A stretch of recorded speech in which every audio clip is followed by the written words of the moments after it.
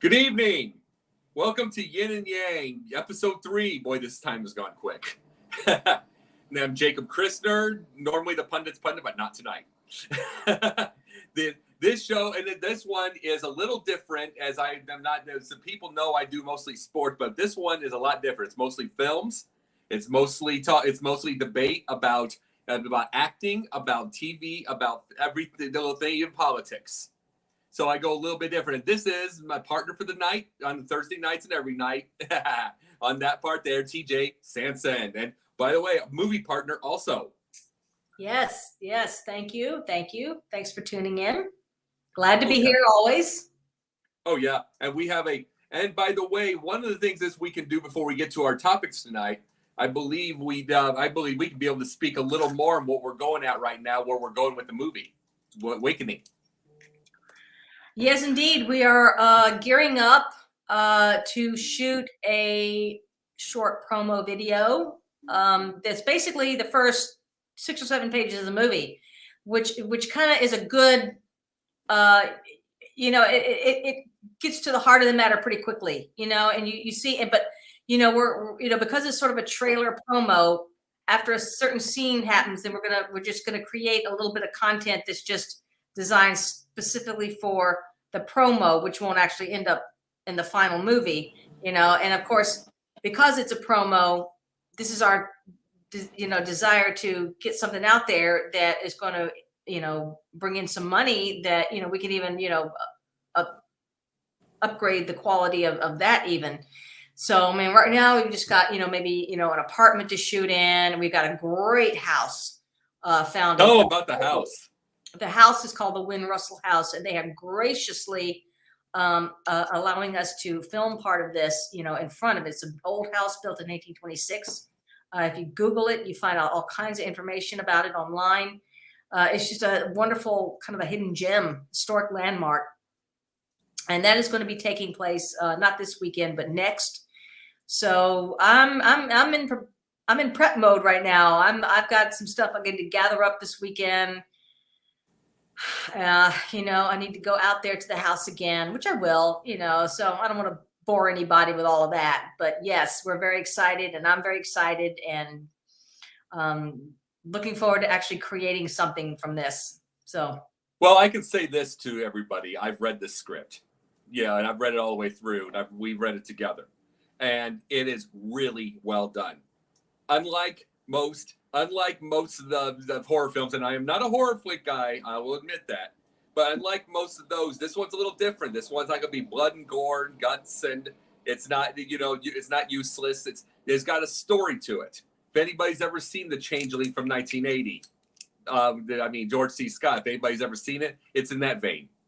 Absolutely. It's more of a mystery that surrounds a small town and a woman who takes up residence in a house that is familiar to her somehow. She can't quite figure it out. She's had, mental health issues her whole life. And there's a little bit of that thrown in, like, the question of, legitimate mental issues regarding, or just as a person who happens to be different.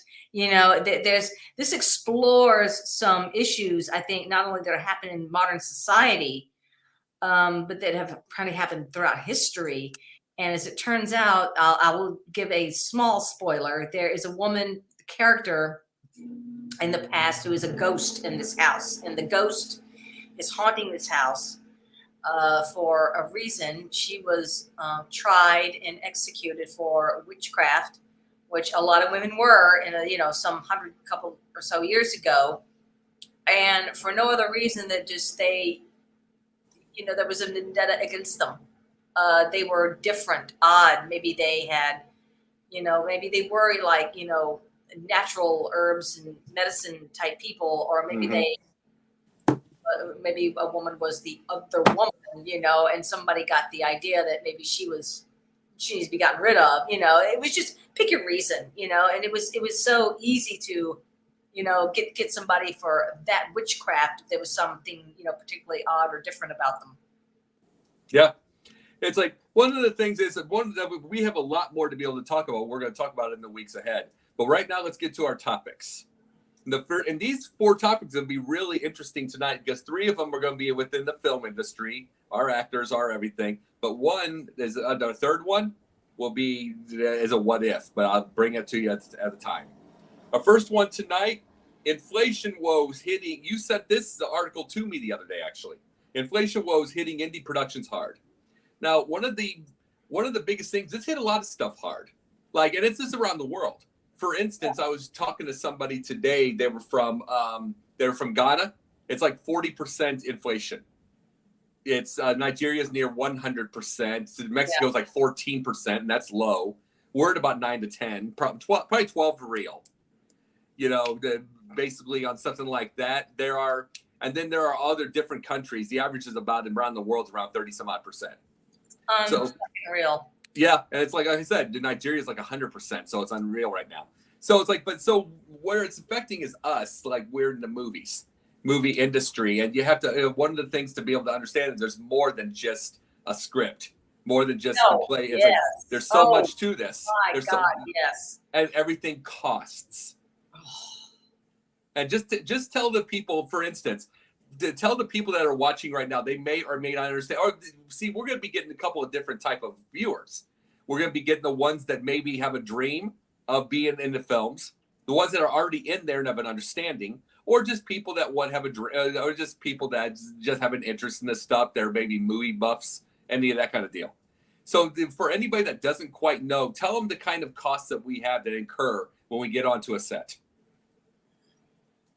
Well, on average, a film production crew, which consists of camera, light, and audio, if they're their own company, okay, if they're own independent, like they're freelancers or contractors, anywhere from $1,000 to $1,500 per day for this service.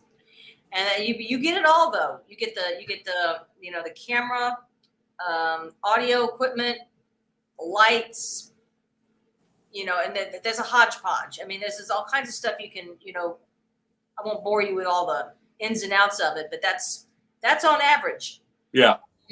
You have location costs.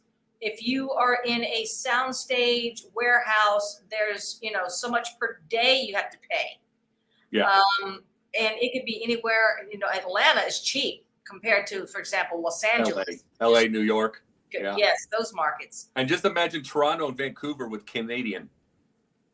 Well, I understand that Canada expenses were less than LA. So, but what would it be now? Because remember, everything's in inflation is what I'm saying. I haven't researched Canada, but I do know what it costs here. Okay, and we're talking about the lower end of costs. Even just an office, to rent an office, $125 a day. Yeah. Some of them are like $80 an hour, which an hour of 8-hour day. How much is that? $640 a day. Yeah. Just to say an office rental. Yep. So it adds up. I mean, you just sit down and figure out how many days would you need to film in an office? How many days would you need to film in, say, a school, like an old abandoned school, a warehouse? Oh my gosh. I've talked to some people that's $800 a day.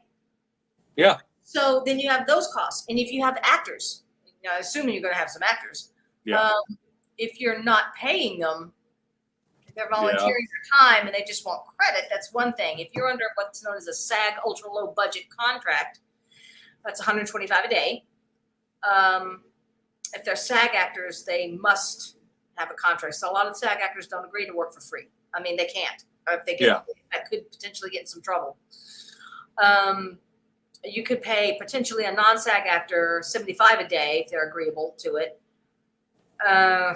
Food, you have to feed them during the day, so there's meals to consider. Yeah. Good God, you could rack up, anywhere between $5 and $10 grand easily. Yeah. And that's for a small production, okay, not for anything on a grand scale. And just remember all of these things, like we're talking, everybody, you bring up all these costs, then you hear, let's just bring up the grand scale type of movies for a second. People would think, oh, it's a $300 million movie, whatever, or just whatever. It's like right now they're talking about The Woman King, with Viola Davis, talking about her. She was $50 million. Yeah. There's $50 million. There's easily $50 million more in marketing. So that's 100, and then you've got to make that back in the. See, the thing is, you're making it back in the theater, and now they're streaming, and now there's all that kind of stuff. So it's like the marketing comes into the play on something like these. It's not just the 50 million. Your marketing costs Yeah. come into that. So then that can double it, because I know darn good and well everybody's going to want that because right now it's at $19 million. It made $19 million over the last weekend. The start. Yeah. So they're trying to continue. They're trying to see if it'll keep on going or build. It's like even if the thing costs 50 and makes 50, it's lost money because of the marketing. They don't incur the expenses on that. Well, and yeah, exactly, and that's grand scale, and independent filmmakers that have been hit hard by this inflation. Yeah. Many of them are the day labor type workers like me. I mean, Yeah. we're not full time in the business. That is not our bread and butter. It is something we're doing either as a hobby to get ourselves into the door.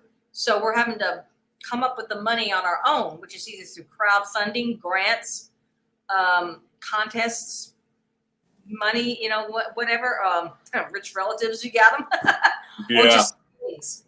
And it's just a little bit of everything. And you just have to explore every angle and just throw everything in the pot that you can. I remember the movie I was on, one of the very first ones.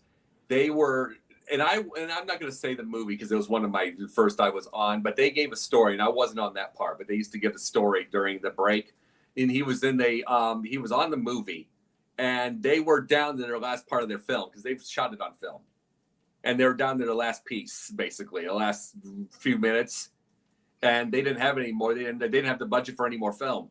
So this was down to the last thing, and it was a document, not documentary. It was a monologue. The character had a monologue, and he was a couple, just basically a couple pages. And it's one of those, you talk about pressure. If you mess up, you can't go back, and this ain't digital. You can't go back. So it's like, yeah, and he got it, and he finished it up. He got it, and he did it right. So it was like, but you talk about the pressure. Those are the little things. It's like there wouldn't even be that much pressure with digital because you can go back and rewind. Go back and redo it, reset it up, and we can get that. There's that case. Imagine having full film. You can delete scenes. Yeah. You can delete the content, which will free up your memory on the memory card. Yeah. Yeah. It's like, but you can imagine film and you're almost out of it. Yeah. I know. It's a different world. I mean, it's like digital photography as opposed to the paper chemically created kind. I mean, you only have so much material, and there's less margin for error. Well, I was going to ask you this: someone who's shooting with the camera you just got yourself a camera about a couple weeks ago. I was going to ask you this: if you got yourself a chance, would you want to shoot on film? But very experimentally at first. The cost. I just want to blow tons and tons of rolls and rolls of film on something rather than, start small. I'd take film and I'd do some little abstract thing, maybe it would almost maybe myself, just sit at the camera and do myself doing some little thing. I don't know. I wouldn't waste the material. Or there'd have to be such few lines of dialogue. It's like that. You wouldn't be easy lines, easy dialogue. So you wouldn't be a waste. Even then, you got to make sure your lighting is good. Yep. There's this. You still have to test it. Yep. You got to look at it and film it and what it comes up. That's a different animal, and I would want some training. I'd want some training before I even touch actual physical reels with the film. Yes. Yeah. So going back to art school, I learned how to do photography on 35 millimeter camera. Okay. Yeah. The little real Fuji film. You had to roll it in the little thing and then, click, click, click. And then you had to go into a dark room, literally with the red light on and take the thing out because you couldn't expose it to light. Then you had to put it in these canisters. Yeah. So that's how I learned photography. Well, people, I'm just saying though, it's so hilarious. People, the biggest thing about it was people used to see that, was big was showing that, don't you? Magnum PI. Huh. Magnum, yeah. Magnum used to, because the thing about it was he was one of the private detectives that acted like an actual detective because he had camera. He'd use Higgins's darkroom, which Higgins would drive Higgins nuts. It would like, which that was their whole little comedy thing. And it's Well, like, but it's like they used the darkroom a ton. well, there was several. I mean, I've been watching, you know me, an independent horror. There's a whole genre of Asian horror that's called Tartan Asian Extreme, and it was a whole Mm-hmm. series that was I don't know if it was distribution or whatever, but it's the nature of this of these horror films, and they're all done in either Japan, Korea, Vietnam. I bet you we could get the one guy that we Um, know that we personally know, Mr. Horror Flick guy himself. I bet we can get him on. He'd know. Sure. Well, I'm telling you, I've seen some of those horror movies involve one of them is called Shutter, and it involves a photographer that has ghost images show up in the film, and the negatives too. And so, but he has to develop them. And so there was this, lots of scenes in dark rooms developing, actual paper, from chemically created photographs. Yeah. So that was just in the early 2000s. So that wasn't that long ago. Yeah. I mean, digital cameras were there, not the way they are now, but it was Oh, there. Yeah. Oh, for sure. And it's like, no, but I'm thinking that you can't. I love when my head spins. Boy, you talking about those old school, all those old school horror films, which I'll never get, never care. But you talking about those, we got the perfect first guest, I think. I really do. Sure. You know what I'm talking about. Of course. I do. Well, we'll surprise the audience for that on that part. I'll give them a call this week. So I'm going to do that because you two, I won't be saying much when you two go at it with horror films. The biggest thing about the indies, though, going back to the indies, where do you think the future lies right now? Do you think it gets better for indies as far as cost? Do you think it stays expensive? That's going to depend on the innovations of the filmmakers. Okay. Yeah. I'm looking at, for example, in the Atlanta Film Festival screenings, which I'm watching some of these short films from, all over the world. I couldn't tell you what these cost. I have no clue because Canada, Saudi Arabia, somewhere over in the middle, Indonesia, they're different countries who have, different rates of inflation, obviously, and different production costs. But I would guess any one of these, if they were U.S. productions, anywhere in the band between 20 and 30,000 a piece, just from the production quality. Okay, and that's actually rather cheap. Right. I have made a short film on less than $1,000. What was that, Annalise? Annalise, a love story. But it depends on the innovation of the filmmaker. Yeah. Okay?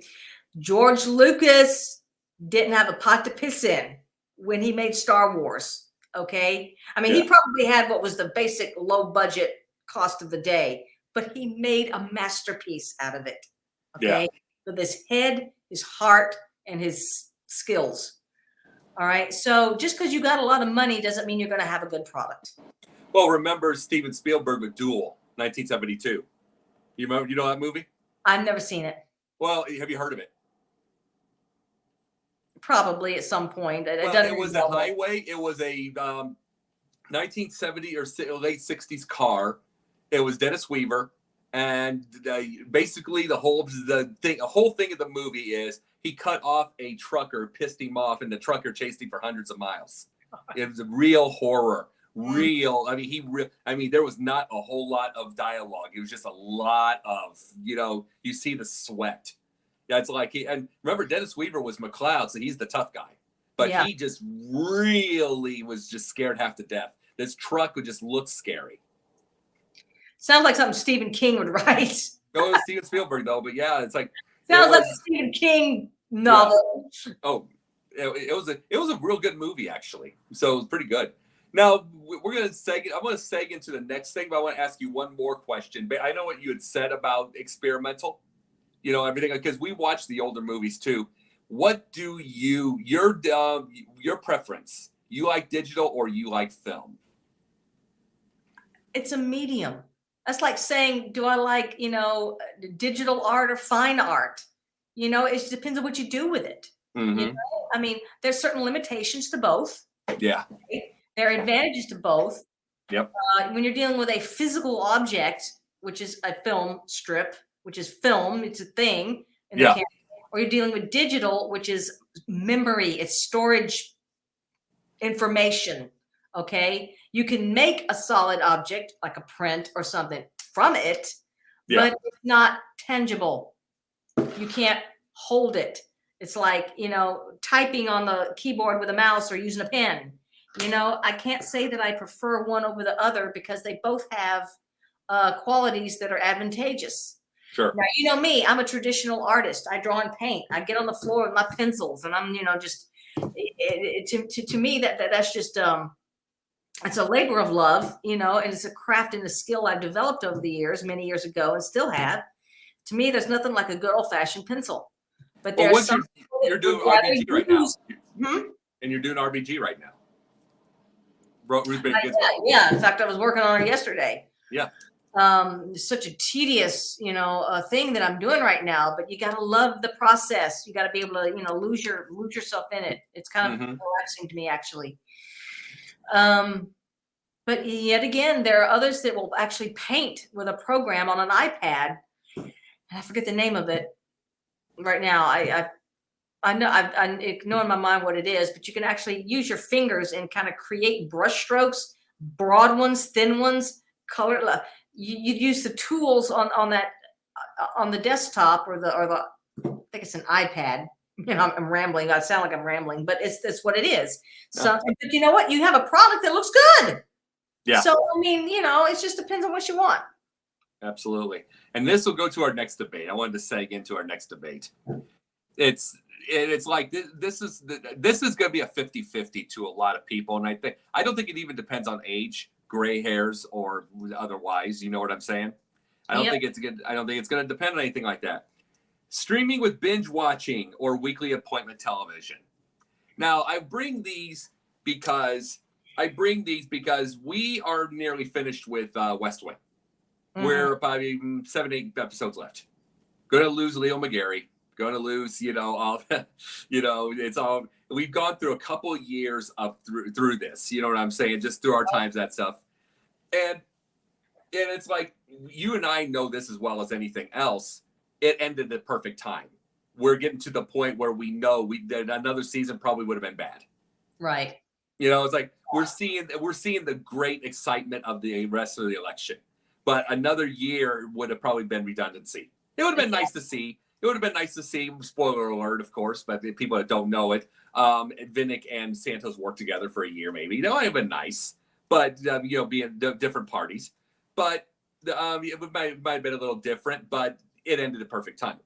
But now that we see this, we're in binge watching a couple episodes at a time. What do you expect? What do you like the best?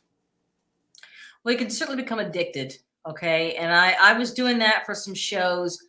I did that with a long-running TV series called Supernatural, and that you and I will talk about that another time. There's something I want to talk about that show, and I loved it. I fell in love with the characters. Two brothers, most people know them, Sam and Dean Winchester. They were this supernatural, paranormal hunter investigator, not just investigators. They hunted demons, evil things. 15 years worth. Yes, and they all agreed it was time to end it, which, the fans were just, ah! But, all three of the main actors in that agreed it was, as heartbreaking as it was time for them all to move on. It had run its course. And like certain things, like you were saying, any more seasons, it would have been bad. It was kind of good, bad anyway. It was kind of that cheesy bad that it was just sort of enjoyable, just to a specific group of people, the fans. But any other season, it really would have brought the quality down, I think. First of all, the three actors were getting older, and all of them had families, and all that. And so kind of these swashbuckling little, younger men when they first started, that the Yeah. little pops would just over, and now they were dad, they're the age of dads, and Yeah. it kind of done, it didn't have the same, um, and the initial fans had aged 15 years. So if you were 15 when you started it, you were 30, by the end, the show's end. And it's like, that's half their lives. Yeah. So it was good, but I binged watched that show because some years back, I had a surgical procedure, which had me out of commission for weeks. Okay. For 2 weeks, I could do nothing really. And even longer than that was a little bit more of a, recuperative period. And I got Did you watch all 15 years in those 2 days? 2 weeks? no, dear God, no. I would have died. I think I got through 15 years, 15 seasons, and just over a year. Okay. Okay. Because even after a while, it was getting to me, and you can get tired of it, you can get tired of it. You get disgusted with it, or you just kind of breezing through through episodes and not really taking it in, where there's the advantage of having it once a week is you look forward to it. Okay. You had that time like, oh, Thursday night, that's my blah, blah show. Or, oh man, Saturday night, 10 o'clock, gotta have this one, and families used to do that, when they used to watch shows together as a family. And then, of course, shows got a little bit more mature and a little more intense for younger kids. Yeah. And then, more and more channels started coming into play, and more shows. Audiences broadened, so there was demographics instead of just the whole family. Then there was stuff oriented to seniors, oriented to middle-aged adults, and oriented to kids and young adults. Mm-hmm. And so you and had when all those different markets. Yeah. But then you had the family television set, which okay, now if you were kids growing up during this era, Saturday night's my show, and then Friday night's my show, and then and you could see kids fighting over this. So then parents had no choice but to either get a kids TV, so they could, then the parents could have the TV for their. So you see how things expanded with streaming. You've got phones, you've got computers. Yeah. You've got TVs. Yep. Oh yeah. This generation does not know what it means to have to share the TV, with brothers or sisters or parents are like, nope, this is my football night. You kids go off. Here's what's funny. Here's what's funny about that. You know me with sports. Here's Right. what's so funny. My dad was sports with me. He remembered people from his day, but he was mostly his work, his business.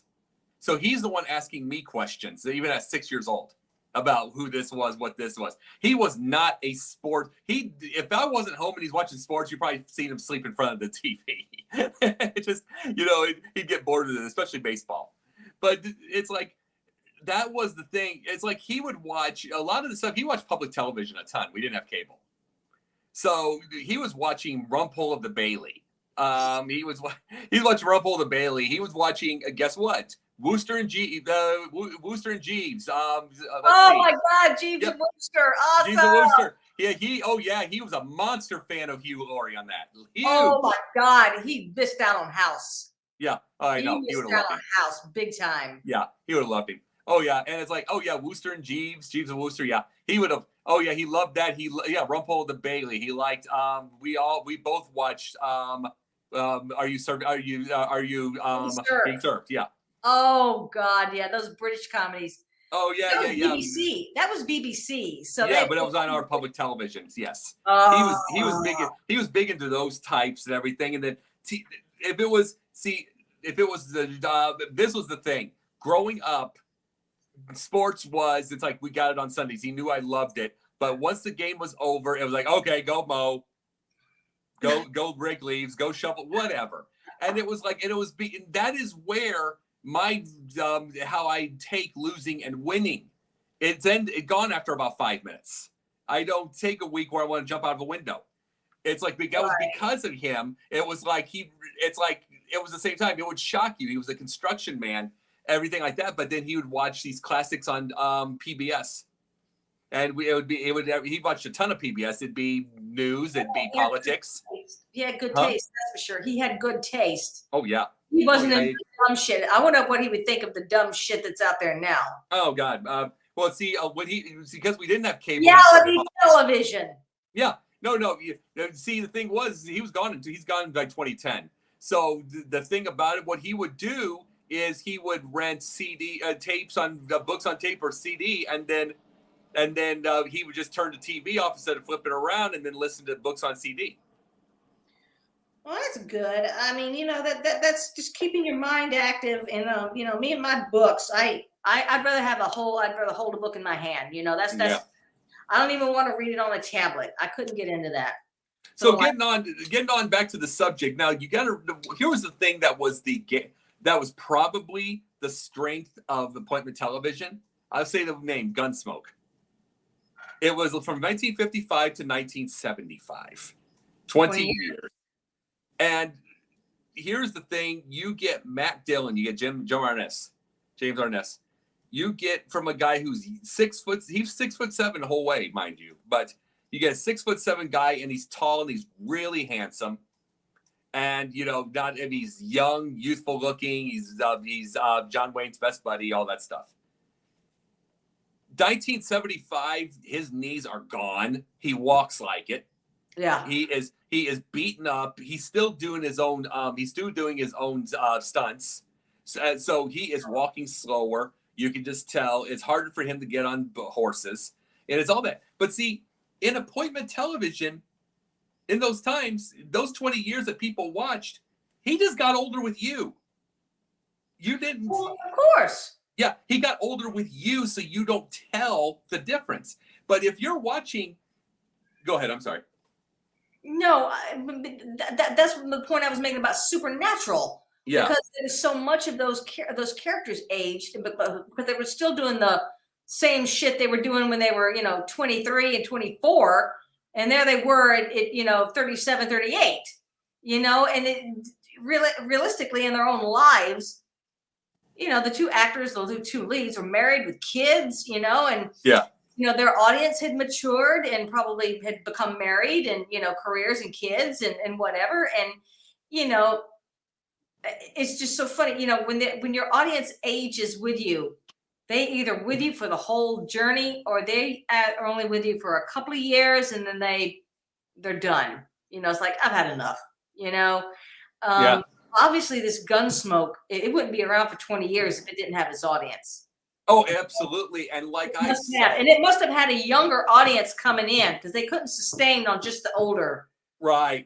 And it's like, and you're right. And it's like the biggest thing about Gunsmoke was it's like what I was saying, like when it was appointment television, there's obviously no streaming back in the 50s and 70s. It's like when they'd have that, but you don't tell someone's getting older when they're getting older with you. You tell when they're getting older when you have 20 seasons on streaming. And you see all these, and you see season 1, and watch. Yeah, I was doing that with ER. I looked at the younger doctor, Noah Weil. Good Lord, he was what 23 when he started that. Such a baby face, and he was kind of, by the end of the show, he was like the lead. He was the star. Yeah. By the season that he left at a certain point, but he was already a pro. And everything. In that first season, he was just, and so yeah, it's the same thing. I mean, your characters obviously can't stay the same because you're not going to stay the same as an actor. And it's like I can't watch Entourage. I used to watch Entourage with my brother. What's better, binge watching, streaming, or serial? Broadcast time. Yeah, TV. The appointment television. Yeah. The fun part, also the most inconvenient part, which is what networks and production companies found out very quickly, is that when the VCR came on, people could program them to tape a show on a certain night, and they can go off and do something. and the VCRs went through the roof. They were expensive as shit in the 70s. Oh my God, they were like $700-800 in the 70s. By the end of the 80s, you could get one for $50. Yep. That played tapes and Uh-huh. recorded and all that.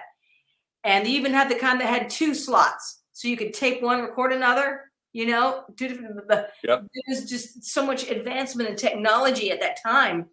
And then it was like, well, people weren't tuning in; they were recording it. You didn't have to have the TV on to record it from the channel. All you had to do is have it on that channel, and the VCR would program into that channel. You had to program the channels into the VCR, so they didn't have to stay home and watch. Sure. They could record the show, but be off doing something else. Oh, TV. Oh, TV companies. I mean, the television companies could not stand it. Of course they couldn't. Because they're afraid you're not going to watch live. Sponsorship is based on broadcast and how many TVs it's going through across, you know, the nation. Yeah, and then you can fast forward. The sponsors too. Oh my God! And you can fast forward through ads. Mm-hmm. Yeah. Yeah. And the biggest thing, like I said, my biggest deal is I think streaming helped me. You know what I'm saying? Streaming helped me out for me growing up, and I'll explain.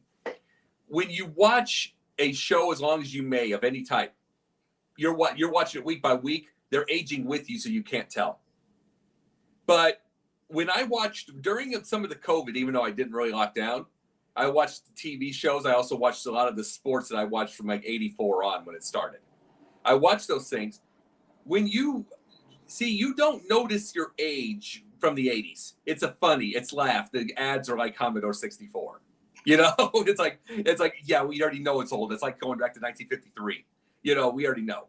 But when you're moving up to like 2008 and you see the first iPod, you see the first iPod and you see the first Samsung and you see the first all that, it's like, oh my God, that's 12, 13 years old.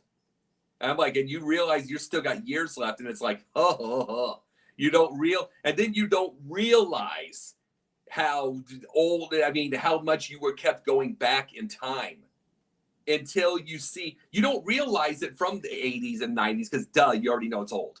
But when you're watching and you keep going forward and you realize, God, we got so many more years left. And there's so many this, and it's like, yeah, to me, live streaming, as part of television, that was always fun. But streaming to me kind of helped me grow up. It kind of did. The thing I loved about streaming as opposed to broadcast is that now with streaming, you can pick the channels that you want and subscribe to them. Okay. Yeah. Not subscribe to. Well, cable came in too in the 80s and really changed network television because one, mature content was edited and dubbed poorly by, television studios, NBC, ABC, and CBS, which were the big three, and then Fox came on later. And then, of course, there was syndication, which meant that there were just reruns. That's all that was. Local channels.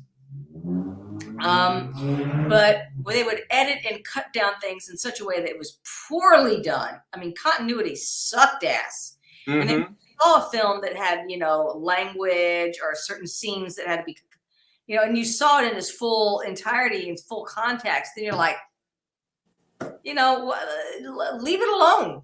But, the networks had their rules. Streaming, there's kid content, family, the rating system, general audiences, PG-13, PG-13, R, X, NC-17, X, which is what the NC-17 is, yeah, and not rated.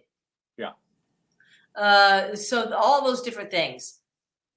Well, remember one of the things too. We can go all the way back to vaudeville. Vaudeville hated movies. Mm-hmm. Movies hated TV. Yep. TV hated VCRs.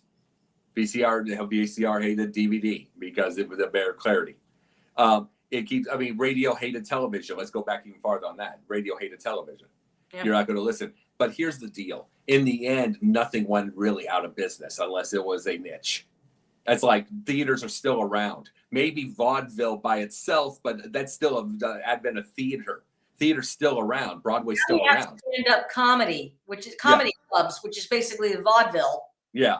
Which I've been on stage like 25 times. I've done stand up before, so I get that, you know. It's like, and it always makes me. It always. I've done the 5 minute shots, and I'm like, good God, at 3.5, I'm struggling. And it's like it just makes you, and it makes you just amazes you to see an hour. They'll go an hour, and they're not even blinking. I'm like, I am struggling at 3.5. I'm struggling. They rehearse that stuff. They write their skits. Yeah. They're rehearsed in it's not spur of the moment. They plan ahead and they plan those skits for weeks even. Yeah. Like those stand-up shows like you see in the Sam Kinison and what was that Andrew Dice Clay. Yeah. They have topics and they just basically jot it down. Margaret Cho, her show goes an hour and a half. Yeah. Okay. But they have the content, they have it already there. And they talk about it, probably even improv a little bit. But a lot of that stuff is like what we're doing right now. You have topics and you address them. And then they just throw the one-liners in and throw some humorous into it. And they probably even discuss it and go over it with their producers ahead of time. Yeah. Okay. Or someone else, And one of the things, otherwise you would sit there and you'd be floundering after 3 minutes. Absolutely. And it's like, but no, the biggest thing right now, I wanted to bring up theater because we're gonna put our favorite topic last, because we're gonna go into this one with theater right now. The thing is, one of the things that I wanted to bring up tonight is our favorite theater production with our preferred actor. Now I'm going to go first on this one because I've brought this up to you, but I wanted to bring this up to the audience.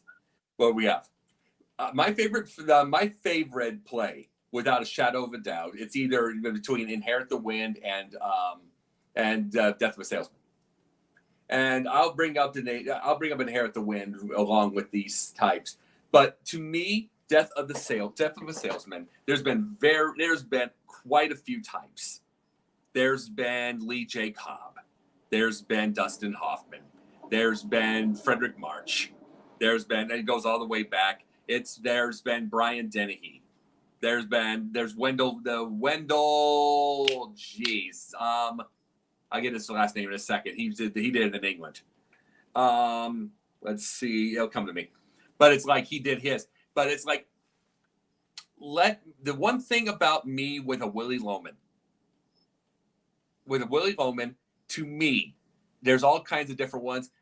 I need my Willy Loman, my preferred one, to be a powerhouse. I've talked this up to you before. They need to have been the football star, probably Hoss Cartwright. Now, to me, Dan Blocker would have been an amazing.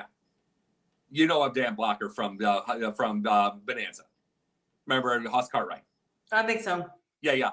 He was 6'4", 300 pounds. He died at like 42 years old. He had a gallbladder problem in 1972. It basically ended Bonanza. And to me, if he would have gotten older, remember that he'd been into his 60s, it'd have been 1990s, early 90s. I think he would have been an amazing Willy Loman. Because to me, powerhouse, you probably were the football star. You become the number one star. You're probably the everything. Life beats you down. And beats you down and beats you down and beats you down. And you were the star and you were the big powerhouse no one messes with. Now you've gotten older. Life's beating you down. Younger people are taking your spot. They're taking your place. You're that kind of stuff like that. You're also getting older. Your memory is going. Your body's feeling quite crap. I feel like a powerhouse with an image. Like Brian Dennehy was amazing in it. You remember how big he was. I feel like a big man, a big powerhouse-looking individual needs to play that role because I think it really makes it big when someone was powerhouse and life beating them down. It just makes it that much more. I don't believe Dustin Hoffman was worth anything because I don't believe he was ever a powerhouse. He's a little bitty guy. Right. You know what I'm saying? So that's, to me, my type of Willy Loman is someone that has a powerhouse look that were once the man. Okay, so you mentioned those. So Dan Blocker, you're ideal actor for that role would be Dan Blocker. If he, yeah, Dan Blocker, if he would have been alive through that, yes, absolutely. In the 90s. Well, Oh you God. know, when you mention that, and I think I'm going to mention mine, and he has been on Law and Order Special Victims Unit for 20 something years, and now he's on Law and Order Organized Crime, and that is Chris Maloney. I Sure. could totally see him in Death of a Salesman too. Look at him. Mm-hmm. I mean, he's Oh, yeah, 62 he's built. years old now. He's 62 years old now, Yeah. or one maybe in that. And he's Sure. built like a brick shithouse. I mean, Sure. he is hard body. Yeah. But him is the Willie Loman who's been Yep. beaten down emotionally as Yep. well as physically. Losing his memory. You know what Yeah, I mean? him in that role, I think would be interesting as well Yeah. to see. But which brings me into mind, Who's Afraid of Virginia Woolf? And Yeah. mentioning, bringing up Maloney and his former Special Victims Unit partner, Mariska Hargitay, who is still on Special Victims Unit. She's the main actor now on there, and she is Martha, and Maloney as George. Because one, Hargitay could do Martha with this cigarette. Yeah. She put the wig on. She's a very tall woman. She's about 5'8"-ish, Yeah. you know, probably even taller. I don't know, give it a take. And, you know, she can let herself go a little. I mean, she's a nice, trim and fit, you know, woman, but she's just she's large.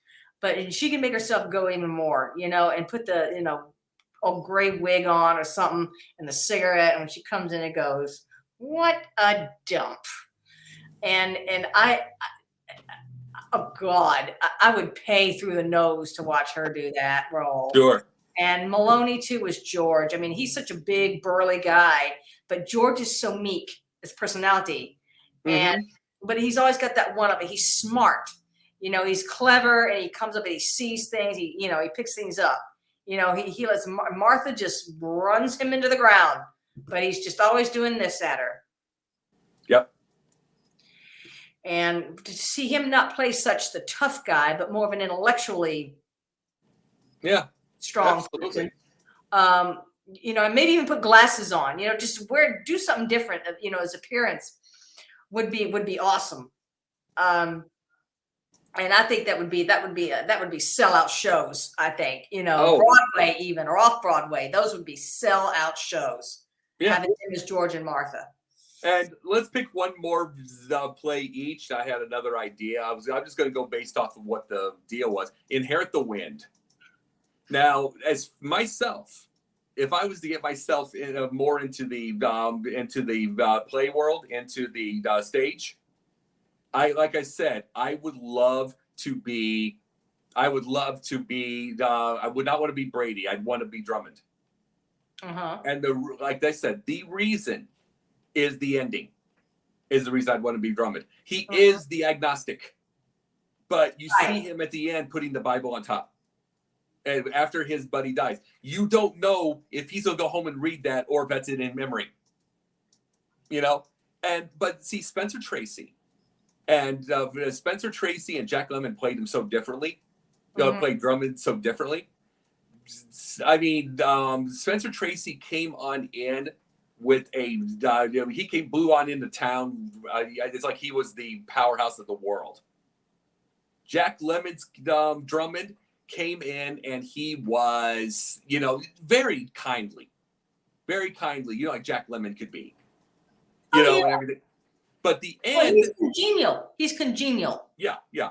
At the end of it, though, I showed you that thing. At the end, Spencer Tracy plays the role kind of half annoyed at Hornbeck, half annoyed, half everything. He's just tired and worn out. He's half annoyed. Just like, do you want? He's trying to get him. Why?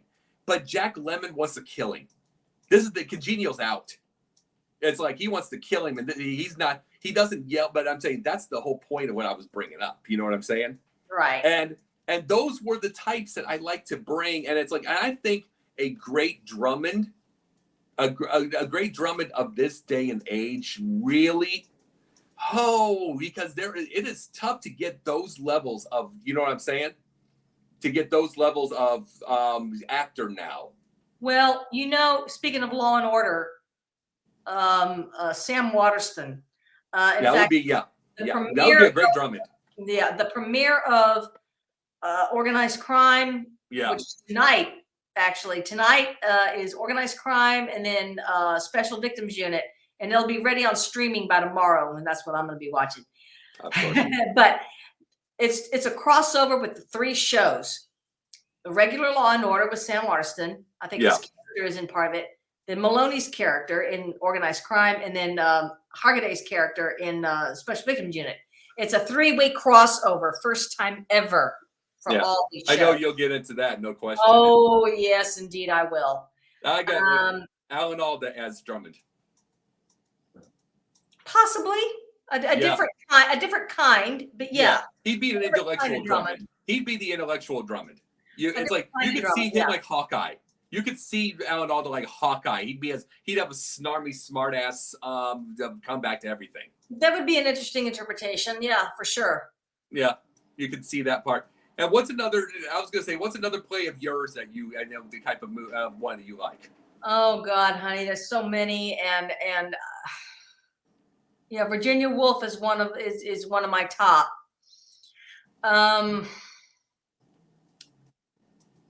See, I love Shakespeare. You know, I can see Shakespeare, but there's so many actors. You know, these cast of thousands. My ideal kind of plays involve just a small group of people, a small number, and Waiting for Godot. It's just the two actors and then a couple of supporting that kind of come in and out. I don't even think I have ideal actors for Waiting for Godot. You know who would have been. You know who would have been a wonderful. I'm bringing up MASH again. You know who'd been a wonderful in Estragon. As if we're going to go to Mayo, Gary Berghoff. Oh God, Radar. Yeah, he'd been wonderful in it because he is. You can remember how he'd be like, Hawkeye, Hawkeye, Hawkeye, wake up, wake up, wake up, wake up. Well, he was mousy. He was that little. They used to call him Squirrely. Yeah. And you know the little bustling, you know, the 4 eyes and bustling around the office. I mean, he knew where everything was. Yeah. He knew where it was. You know, he knew what people were going to ask before they even did. You know, and then he always heard the choppers coming. You know, he had that. Well, that was Radar. Yeah. But Berghoff would be good. I don't think he acts anymore, but he would be good. But you know who I would like to see? An interesting combination is the reunion of Edward Norton and Brad Pitt, who are in Fight Club. That would be interesting. Norton is Estragon, and Pitt as Vladimir. Yeah, I think that would work. And they would basically reprise their roles. Is the Fight Club instead of it's Waiting for Godot. Yeah, you know, they would both add a very modern twist to the roles. And I think people don't give Brad Pitt credit. I think he's a better actor than he's given credit for. Well, he's not a pretty guy anymore. That's the big thing. You know, he's pretty. Even when he was good looking, you know, he had his Interview with a Vampire was actually very damn good. Well, he's good one of looking his earliest films. I mean, he played the Louis, and you could see the torture, the pain inside of him. And that was where the character was when he lost Claudia and when he became a vampire, and he didn't want to be this killer. He didn't want to feed off blood. Yeah. You know, and Tom Cruise was such a, get to enjoy it, you know, this sort of, you know, and Pitt really was, but Pitt, people don't give him credit for being actually a halfway decent actor. He got so caught up in Brad Pitt, the image, and he's a sculptor now, which he's got an exhibit over in Finland, I believe, somewhere over there. And I'm happy to see that. See, the thing was, the prettiness is what caught that. You know what I'm saying? The prettiness brought the idea. Was the people always look at the image, they can't act, they're just pretty. But it's like, you know, the thing is when they start to get there, you know what I mean? When they start to grow up and they get a little bit grizzled and they get, life gets them and everything like that, and they get 35 or whatever, and they get handsome, not just a pretty boy anymore. Right. Then people pay attention and he could always act. You know, that's what happens. And it's just give him half a chance, for the love of Pete. I mean, And of course, that's not what audiences want to see, or what managers and all these, people in charge of your career type thing. And people have more freedom now to pick something that may be off the beaten path. Johnny Depp, bless him, for all of his oddities. All right, Yeah. he was a pretty boy as a young man. He was in Nightmare on Elm Street. Yeah. He played this handsome kid who got killed in the movie, and then he did a couple of, like, Hollywood beach type movies, just for the money. And then he was cast in 21 Jump Street. He was the handsome kid, young man. They were playing high school kids. They were cops. Yeah. In high school, and all of that little baby face. I mean, he had that thick black hair and those big brown eyes. But 21 Jump Street, there were some episodes that really, when I started watching it way back, I thought, this guy is more than just a pretty face. Yeah. There's some shit going on in here. Yep.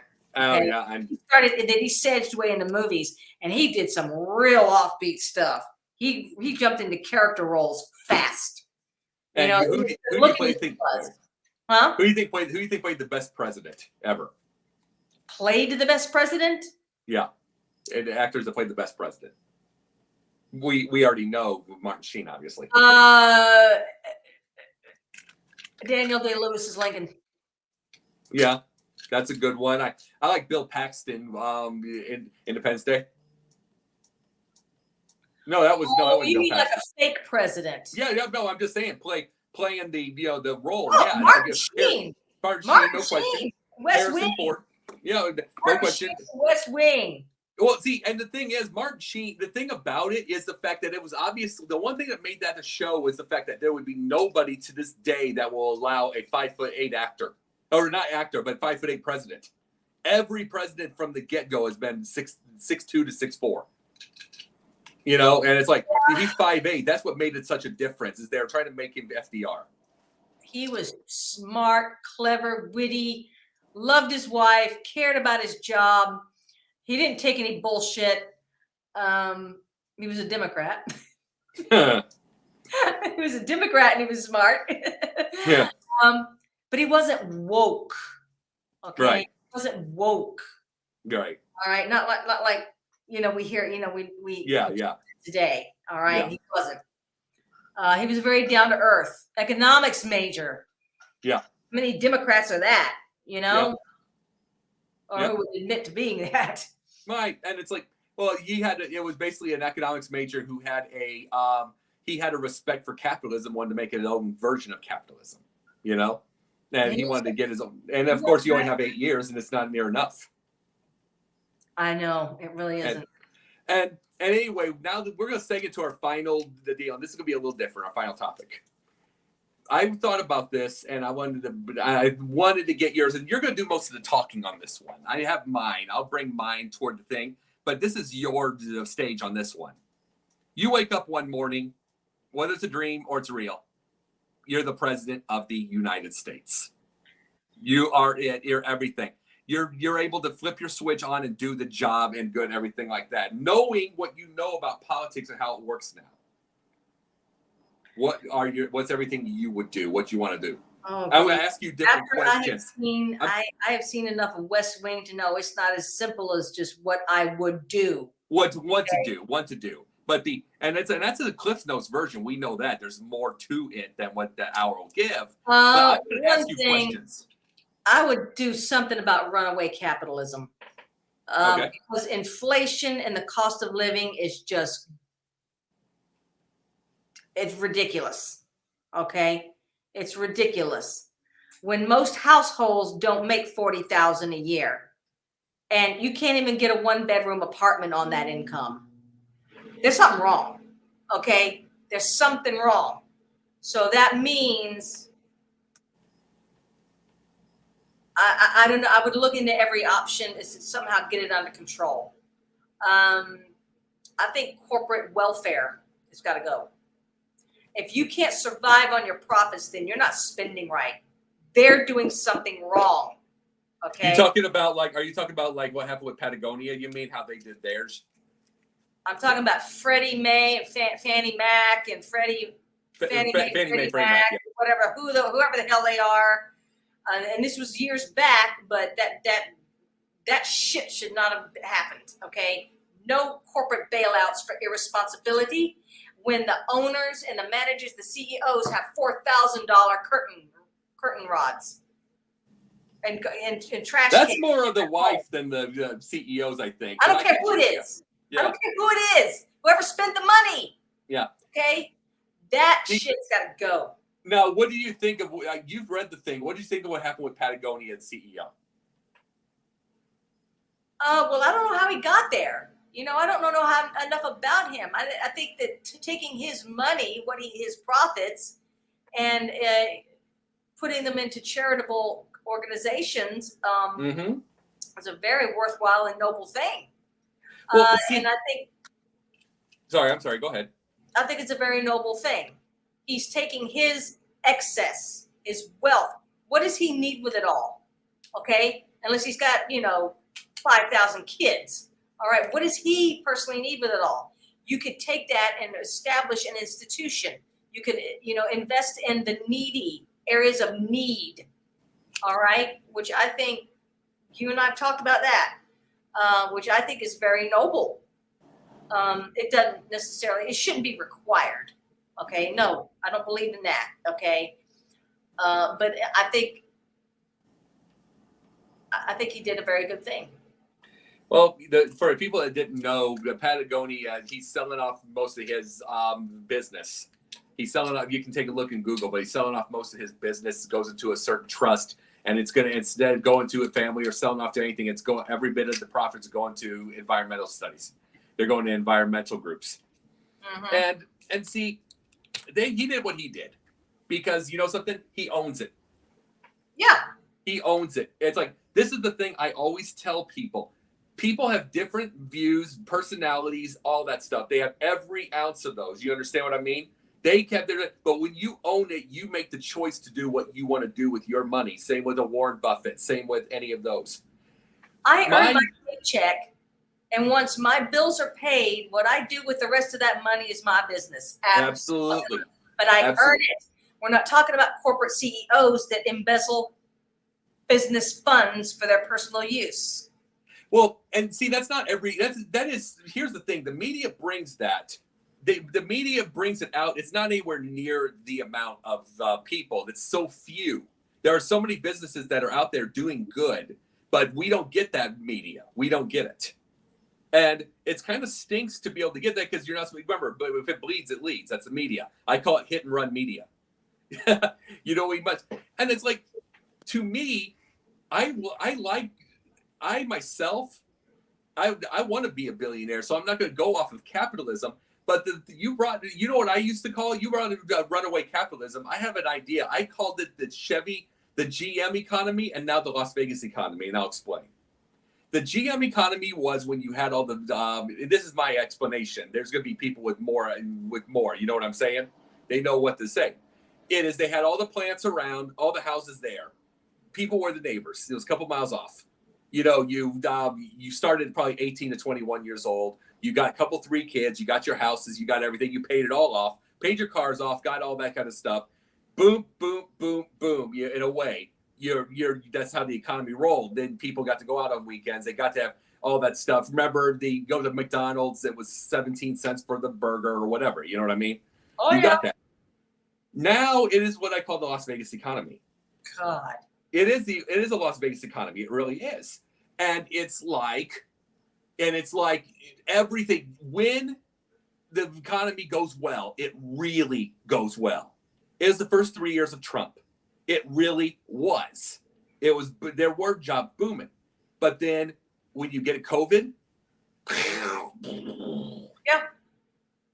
And that's just honest. That's not Republican Democrat. That's just honesty. It's sure. Like, and guess what? Even if it's anybody else, if it's DeSantis next, if it's another thing next, if it's the next president or whatever, this will no longer, this Las Vegas economy is going forever. It has to maintain. The only person left that would have probably stopped it, you know what I'm saying? The only person left that would have probably stopped it would have probably been Sanders. And he's old now. Yeah. And it's like, he would have been the last one that would have an understanding. The younger ones are not going to be able to stop the deal. So it's going to be the same economy, but it's got to be up to a people now. You know what I'm saying? Well, and I think, eventually, we're going to see a housing bust. Okay, we're going to see a housing bust. It's coming. But again, back to issues of the presidency. Mm-hmm. I would rewrite the National Endowment for the Arts. Okay, I think that what Clinton did back in the 90s, just to So explain to people what he did. Explain to people what he did. All right. National Endowment for the Arts is funding. It is federal funding for arts programs.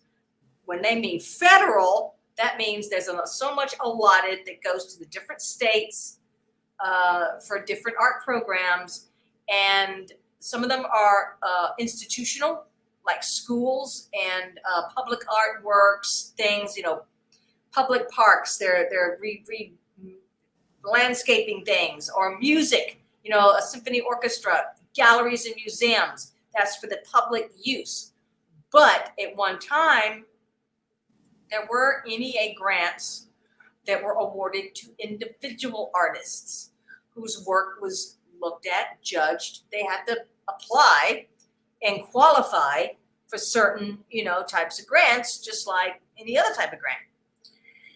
Well, a lot of what was happening is that certain kinds of artists whose subject matter were frowned upon, questionable, quote unquote, frowned upon by certain conservative congressmen.